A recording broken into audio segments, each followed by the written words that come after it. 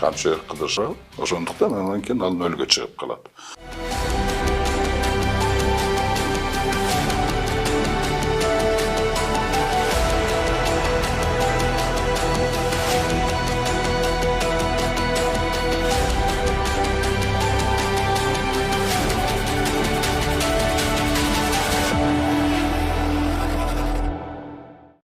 Саламатсыздарбы? Бүгүн биздин студиябызда конокто Жогорку Кеңештин депутаты Султанбай Айжигитов болмокчу.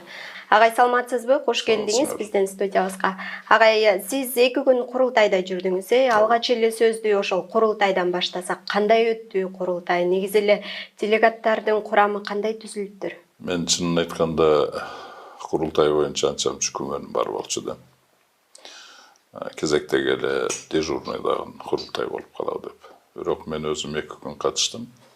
Ошондо мындай элдик курултайга жакын эле курултай болду да. Мындайча айтканда кемчиликтери бар, конечно. Анан кийин жанагы негизинен бош эле шайланып келгендей сезилет бардыгы. Анан видимо, бийликтин жагынан деле эмелери, делегаттар келгендер деле көрүнүп турат да. Эми общество ошондой да, бийликти колдогон бар, колдобогондор бар. Негизинен шайлоо, делегаттар шайлоо мен оюмча мындай эркин эле болгондой сезилди да мага. Мен жанагы Бакиевдин убагында курултай болгондо ошондой эсимде бар да. Биринчи күнү эле ошондой острый эмелер болгондо, суроолор болгондо. Биринчи күндө эле болгондо анан экинчи күнү башталганда уже бүт бар тизмеге салып, бере турганга берип, бербей турганга бербей болуп кондой болуп калды. Анан дагы мен бир эме кылганым, мындай курултайларды 1000ден ашык делегат келгенден кийин 2 күн аздык болуп атат да. Вот, ошондуктан жок дегенде 3 күн кылып койгондо жакшы болмок да. Себеби көп, мисалы күнүнө где-то 60га жакын киши сүйлөп аткан болсо, 1000дин ичинен 120-150ге жакын киши сүйлөп калды да, мындайча айтканда. Аларды баардыгы эле бир айткыла деп жөнөткөн да. Ошол жагынан мен ойлойм, делегаттардын арасында анча-мынча наразычылык болуп калды да. Бирок ошого карабай, мен ойлойм, бул курултай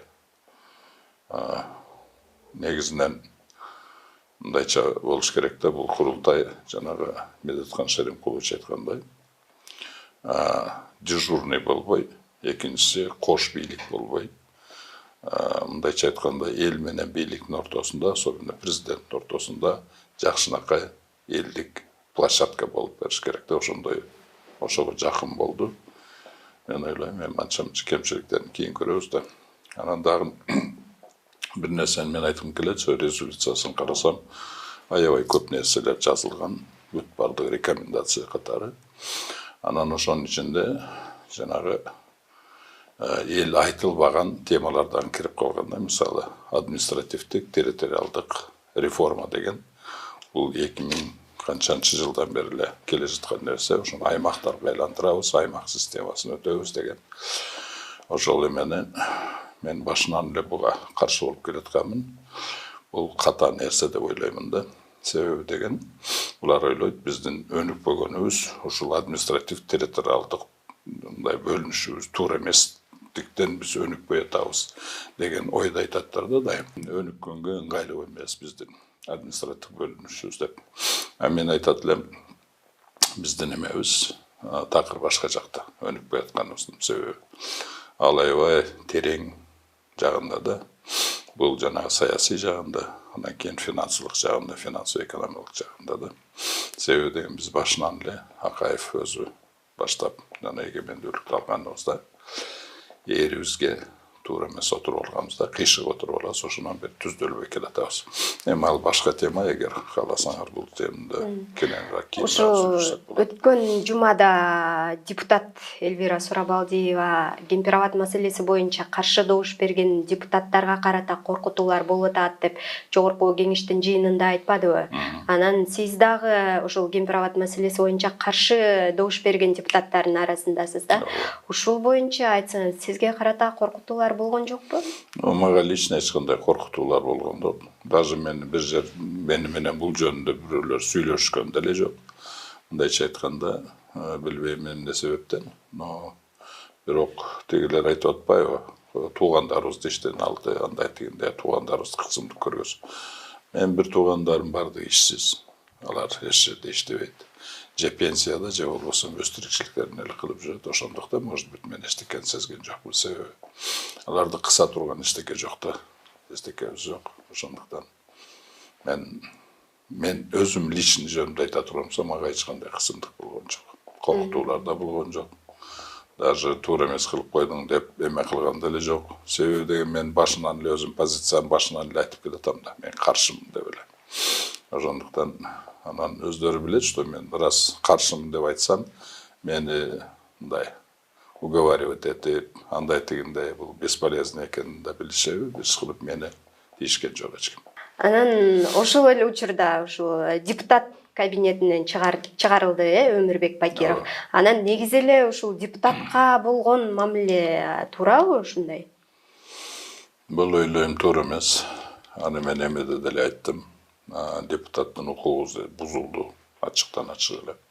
Ошондуктан бул кылган нерселер туура эмес да. Анан депутат өзүнүн, мындайча айтканда, өзүнүн ишин аткарып, өзүнүн мненияларын, өзүнүн оюн айтып аткан үчүн ага эч кандай кысымдык же болбосо каршылык көрсөтүлүш керек эмес да.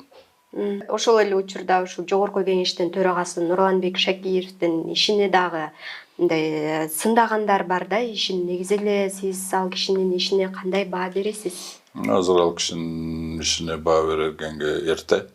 Ал деген эч качан мындай депутат да болгон эмес, эч качан биринчи жолу болду. Тем более сразу келип туруп эле ошол төрага болуп калды. Мен ойлойм, азыр кемчиликтери болсо, ал жанагы тажрыйбасынын жоктугунан деп ойлойм да. Себеби деген негизги төраганын эмеси ошол жерде депутаттардын укугун коргоп, анан кийин негизинен эле бүт бардыгы конституциянын негизинде, мыйзам негизинде боло турганды регулировать этип турган киши да бул. Ошол жагынан мен ойлойм, мүмкүн тажрыйбасы жетишпегендиктен анча мындай немелер, кемчиликтери бар. Улуттук коопсуздук мамлекеттик комитетинин жетекчиси Камчыбек Ташиевдин депутаттарга болгон мамилесине кандай баа бересиз сиз? Негизи эле ушул учурда Мен эми мындай эме дегим келет да, буну жалпысынан эле айтып коеюн, себебиден вактыбыз деле тар. Мен өзүм профессиональный чекесмин. Жогорку окуу жайын бүтүргөн КГБ СССРдин. Ошол КГБ СССРдин жогорку жай окууна бүтүп атканыбызда бизге курстун начальниги бизге мындай деп насаат берген да. Урматтуу коллегалар, силер эми мына колуңарга удостоверение аласыңар барганда. Анан кийин окудуңар, чекист болдуңар. Анан силердин колуңарга чоң таяк берилет. Бул бийлик колуңарда. Ал бийликти өтө мындай этияттык менен колдонуш керек. Ал бийлик, колуңарга берилген бийлик только адамдын укугун коргогонго, мамлекеттин кызыкчылыгын коргогонго, мамлекеттин коопсуздугун коргогонго пайдаланыш керек. Себебиден ар бир силердин катаңар ошол жерде конкретный адамдардын немесине, тирикчилигине таасир кылат. Бир эле кишинин немесине эмес, тирикчилигине эмес, ошол жакындарына, туугандарына бардыгы таасир кылат. Ошондуктан кокустан билбей, ошол кишилердин тагдырын бузуп койбогула, балдарын бузуп койбогула деп бизге рядовой оперлерге ошентип айтчу да, баштаганда чоң бийлик бар деп. Ал эми ошол спецслужбанын башында турган адамдын колунда анан да чоң таяк бар да. Ошондуктан бизге айтчу эле, ал таяк менен налево, направо туш келди, кыйсырата бербегиле бардыгын деп. Андай кыла турган болсоң, аябай мамлекеттин коопсуздугуна, адамдардын укугуна жана мамлекеттин коопсуздугуна аябай чоң зыян алып келишиңер мүмкүн деп. Мен ошону айткым келет да. Мындайча айтканда, Камчыбек Кыдыршаевдин колунда аябай чоң таяк бар да, аябай чоң бийлик. Аны эгер ошол таяк менен нары бери эле туш келди эме кылган, бул биздин коомго да, биздин мамлекеттин коопсуздугуна чоң коркунуч алып келиши мүмкүн да. Ошондуктан мен ошол берген бийликти этияттанып колдонууду мен чакырып кетет элем. Камчыбек Кыдыршаевичти. Азыр ал бийликти кандай колдонуп атат ал киши? Мен ойлойм анча мынча корс колдонуп коюп атат ал бийликти. Мисалы? Мисалы ошол эле эмеге келип сөгүнгөнү, анан кийин депутаттарга кысым жасаганы, өзүнүн оюн айткан депутаттарга ачык эле кысым жасап атканы бул туура эмес. Бул жерден ошол депутаттардын укугу корголбой калып жатабы? Бул жерде конкретно эгер Бакировдун эмесин ала турган болсок, ошол эмелер корголбой атат. Укуктар корголбой калып атат. Жакшы. Анан негизи эле учурдагы бийлик жүргүзүлүп жаткан саясатына кандай баа бересиз? Кандай иштерди алып барып атат? Кандай кемчиликтери болуп атат? Ошол эле учурда кандай жакшы иштерди алып барып атат? Ошолор боюнча кенен токтолуп кетсең. Мен мындай деп ойлойм да, азыркы бийлик, мисалы Садыр Жапаров башынан келгенде эле аябай чоң милдеттерди мойнуна алып алган да. Аябай чоң социалдык, саясий жана башка. Ошонун бардыгын эми колунун келишинче аткарганга аракет кылып атат. Жакшы жактары бул жанагы айлыктын көтөрүп аткандары, кирешесин көтөрүп атканы бул жакшы нерсе. Анан көп нерселерге аракет кылып атат. Мен ойлойм, Садыр Жапаров чын дилинен де аракет кылып оңдойм деген ой бар. Бирок мен ойлойм жанагы эме саясатты туура жүргүзүш керек да. Анын үчүн тараптагы адамдары саясатты туура жүргүзүш керек да. Мен эми башка жагын айта албайм. Негизинен мен финанс, экономика жана коопсуздук жактарын эле айтып кетким келет.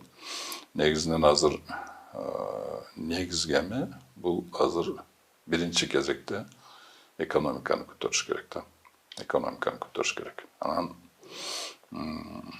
жумушсуздук, кедейчилик, ошондой проблемалар аябай көп да. Себеби деген бул жерде мына өзүңөр көрүп турасыңар, негизги биздин мына мен 94-жылдан бери эки суроого жооп издеп келдим да. Мисалы, эмне үчүн Кыргызстан эгемендүүлүктү алып өнүкпөй атат? Анан ошонун эмесин таап туруп, причиналарын таап туруп, анан кандай кылганда Кыргызстан жөн эле өнүгүү эмес, ылдамдуу өнүгүү жолуна түшөт деген ушул суроолорду 94-жылдан бери изилдеп, 17-жылы так ушул эмеге жооп бар да менде. Эмне үчүн өнүкпөй атат? Биринчиден, эмне үчүн өнүкпөй атат дегенде, мен айтып кетпедим, башынан эле, Акаевдин башынан эле биз жерге туура эмес отуруп алганбыз да. Эгемендүүлүктү алганда биз финанс системасын туура эмес түзүп алганбыз, анан шайлоо системасын туура эмес түзүп алганбыз да. Шайлоо системасыны акчанын негизинде түзүп алганбыз. Ошондуктан акча негиздеп, акча чечип аткан болгондуктан жеке менчик акчанын негизинде түзүп алганбыз да. Шайлоого барган киши, саясатчы болом деген киши биринчи кезекте акча издеш керек да.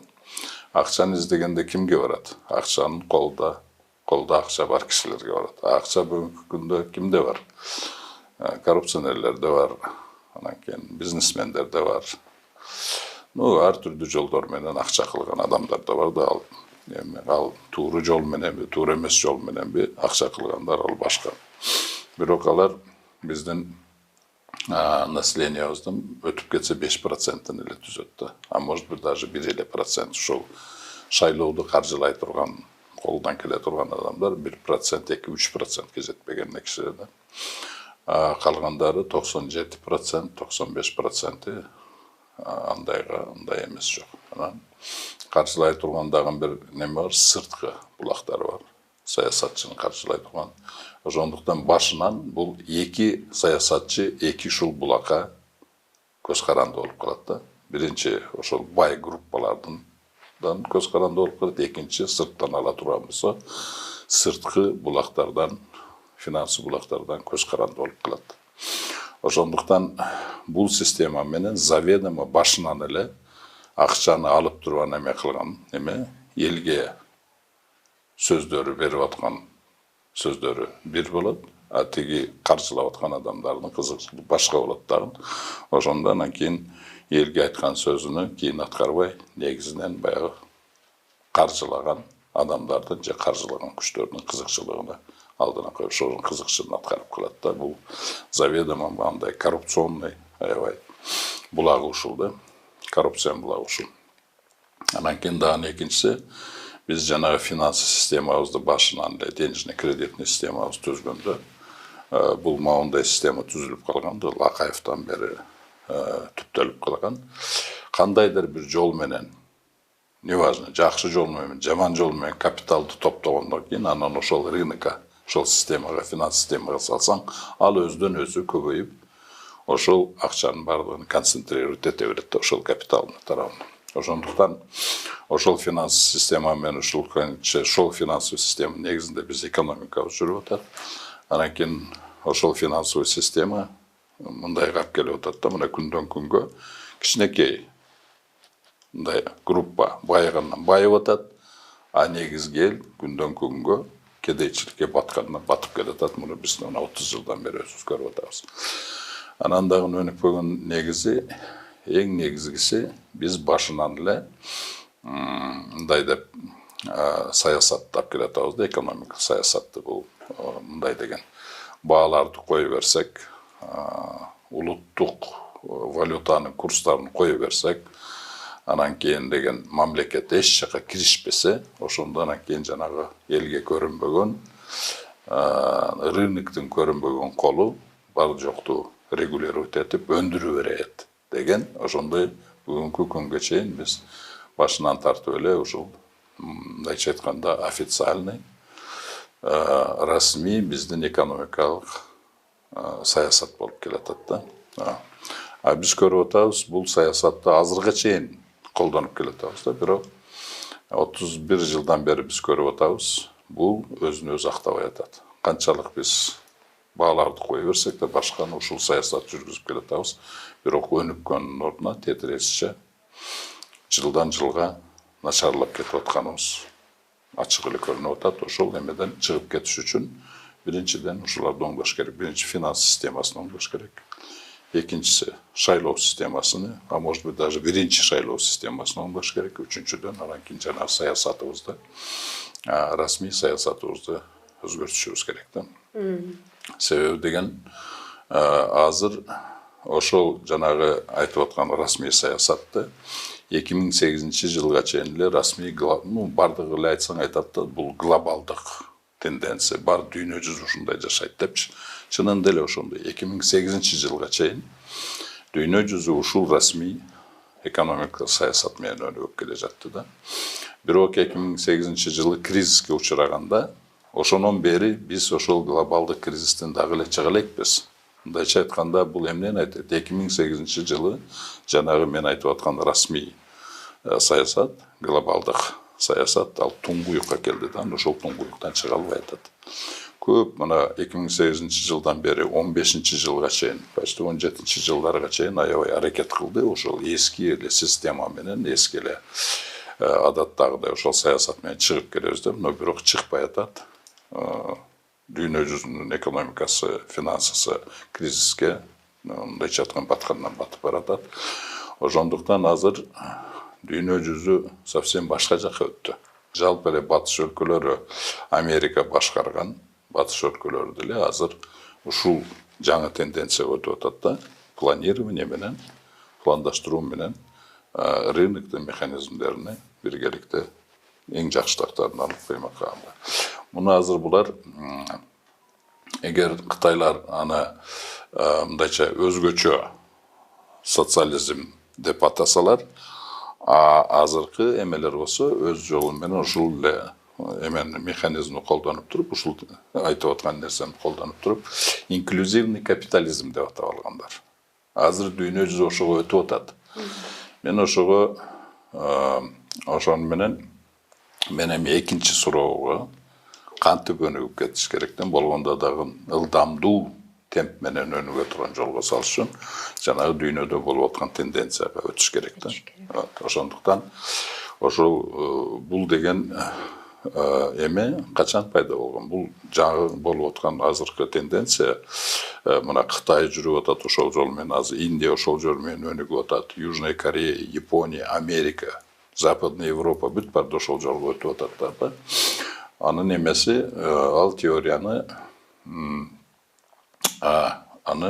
значит, азыркы күндө эме деп коет, интегральное развитие дейт. То есть сочетание социалистического планирования и рыночный механизм дерди да. Муну 60-шы жылдары эле жанагы СССР менен Американын ортосунда мындай жылуулук пайда болгондо, эки мамлекеттин ортосунда мындайча айтканда жаңы жол, мындай достук болуш үчүн бир ортодогу бир жаңы жолду ойлоп, то есть социализмдин жакшы жактарын алып, капитализмдин жакшы жактарын алып туруп, ошону бир теория, өнүгүү теориясын эме кылып, ошону мындайча айтканда азыркы күндө аны интегральный теория деп коет. Анан ал убакта аны теория конвергенция деп койгон. Бирок анан жанагы СССР менен Американын ортосунда мамилелер сууй баштаганда, особенно жанагы эмеде Карибский кризистен кийин ошондо бул теориядан отказ кылып, анан кийин ортодо калып калганда, бирок аны менен заниматься эткен экономист, илимпоздор бардыгы калган да. Ошондо анан кийин Ден Сяопин ошону көрүп, алар таштап койгонду, ошол Америка менен Советский Союздун, СССРдин ошону жанагы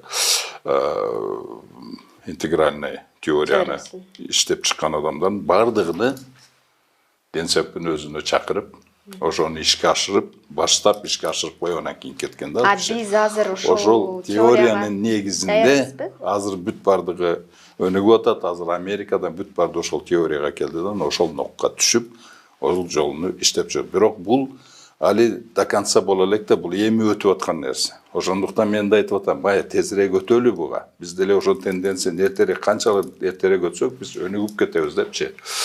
Ошондуктан мен 19-17 жылдан бери ошол теорияны алып туруп, интегральный теорияны алып туруп, биздин Кыргызстандын шартына ыңгайлап туруп, программа түзүп, мына 17 жылдан бери мен биринчи Жээнбековдун эмесиге эме кылып аттым. Андан кийин Атамбаевден баштагам. Бирок Атамбаев көңүл буруп, кийин Жээнбеков да көңүл бурбай, азыр эми мына 2 жылдан бери эмеге да сунуштап келатам да. Сунуштап келатам, бирок 2 жылдан бери аны Садыр Жапаров деле жактырган, Акылбек Жапаров деле жактырган, бирок Садыр Жапаров даже команда берген, ошону пилоттук болсо да Баткен облусунда ошо ишке ашыргыла дегени менен. Бирок 2 жылдан бери мындай жакшы жыйынтык болбой атат да, жакшы түшүнбөй атат. Себеби деген, бул теория заманбап бүгүнкү акча теориянын негизинде түзүлгөн теория да.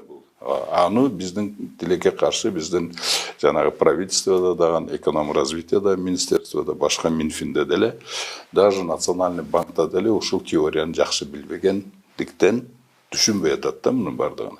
Бирок бүгүнкү күндө түшүнүп келди, себеби турмуш өзү заставлять этип атат. Даяр болуп калдыкпы биз ошол теорияны? Ошого даяр болуп, мисалы даярдыгы баштаганга где-то 1 жылдык даярдык керек. Бирок ошол даярдык бүтүп туруп ишке ашыра баштаганда эле Кыргызстандын эли жылдан жылга эмес, айдан айга тирикчилиги оңолгонун сезе баштайт да. Кечээ мисалы эмеде көп аябай эмелерди, бир 20дан ашык рекомендация берилгенде, анын бардыгыны азыркы шартта, азыркы система менен жанагындай бүгүнкү жүргүзүп аткан расмий мындай саясатыбыз менен экономия эч качан чечилбейт да. Муну чечиш үчүн жанагы как раз мен сунуштап аткан программаны ошону ишке ашырганда, ошондо анан кийин уже жылдан жылга эме болот. Андан тышкары мен эмесин неме кылгандын мындай да, эң негизги жанагы биздин расмий жанагы жүргүзүп аткан саясатыбыздын эң жаман нерсеси, биздин өкмөттүн ролуну вообще сыртка чыгарып койгондо, өкмөт эчтеке киришпеш керек деген.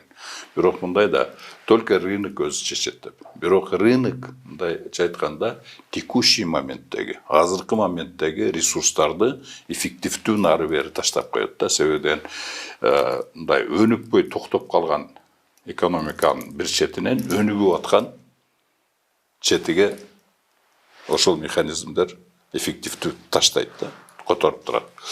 Но бирок өнүгүүгө, узак мөөнөттөгү өнүгүүдө рыноктун механизмдери чече албайт эч качан.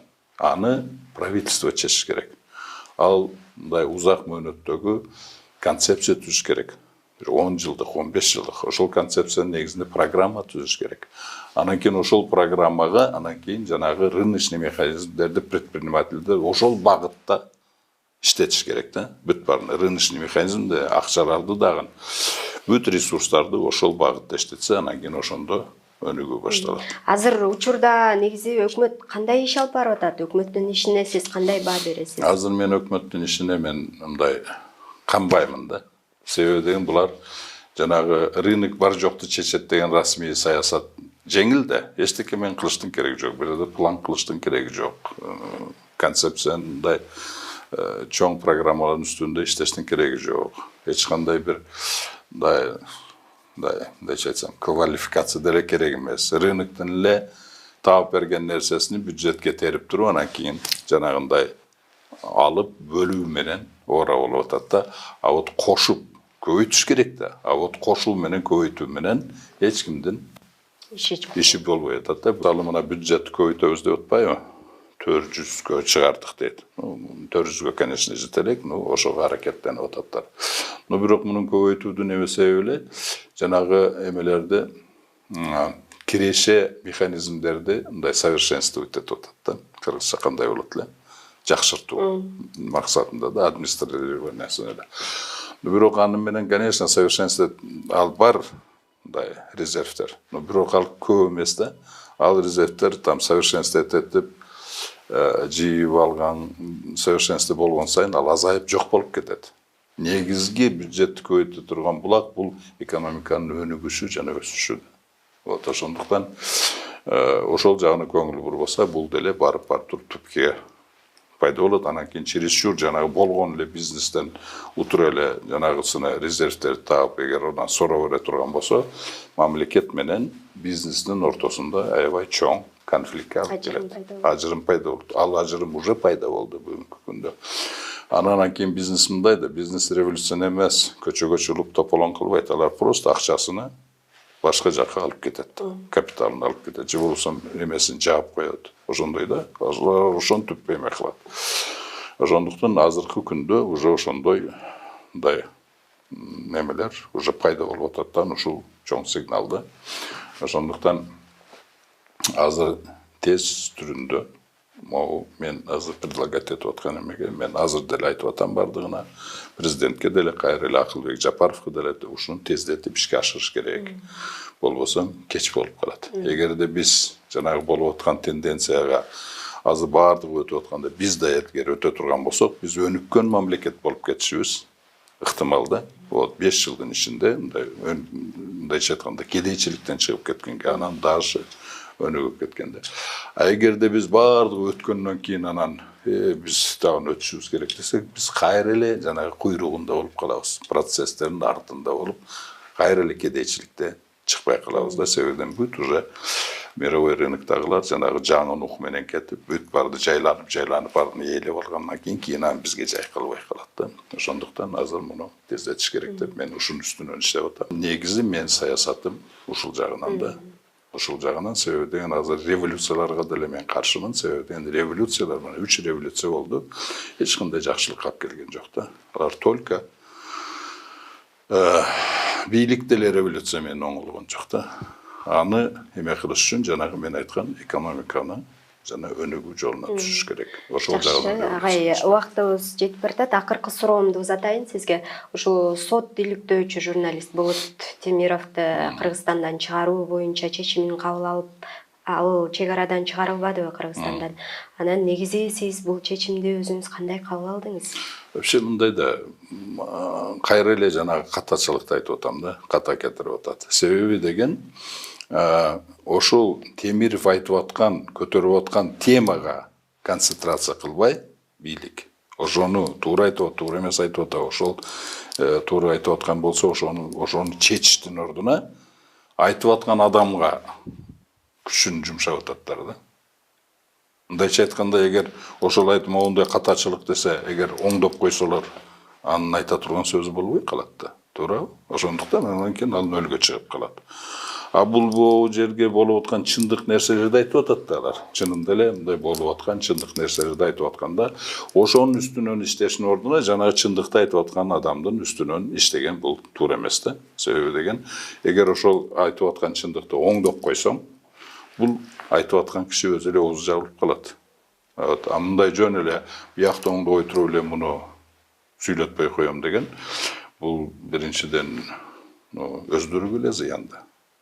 Шуну атасызбы? Себеби деген, ошондой каталарды айтып турган бир эме болуш керек да. Ал оппозиция болобу, же жөн эле конструктивный оппозиция болобу, же жөн эле чындыкты айткан адам болобу. Ошолордон анан кийин моундай нерселерди күрөш үчүн айтып аткан нерсесин эгер чындык болсо, аны жоюп жок неме кылганга оңдошко ошол жагга буруш керек деп ойлойм да. Ошондуктан бүгүнкү күндө Раз Темиров ошону айтып атканда көп нерселерди, мындайча айтканда, биякта оңдош керек да. Ошондо Темировдун деле оозу жабылып калды. Азыр эми Темировду чыгарып бергени, бир эле Темиров эле башкаларды эме кылган деле, бул только бийликке только терс нерсе алып келет да. Ошондуктан мен айтып кетерим, дагы эле бийликти туура колдонуш керек да. Бийликти негизинен болуп аткан мынандай проблемалар болобу, кандайдыр задачалар турат, өнүгүү жолу турат. Аябай бизде проблема бар. Ошол жакка буруш керек да. Бул айтып аткан кишилерди көрүш керек. Туура айтып атабы, туура айтып аткан болсо, ушул туура айтып аткан нерселерге көңүл буруп, ошонун баарын оңдош керек. Ошондон анан кийин беркинин айта турган, терс айта турган базасы болбой калат. Дагы бир суроо жаралып атат да, негизи эле учурда ушул сөз эркиндигинин абалы кандай Кыргызстанда? Сөз эркиндигинин абалы жакшы эле. Мындайча айтканда, эчтеке карабай, мына 30 жылдын ичинде биздин жетишкендигибиз бул демократия жагынан сөз эркиндигине жетиштик да. Кече курултайда деле көрдүңөр кандай түздөн түз эмелерди айтты. Ошол эле Жылдыз Жолдошева, башка делегаттар деле түздөн түз айтып атты бүт бардыгын. Бул деле сөздүн эркиндиги.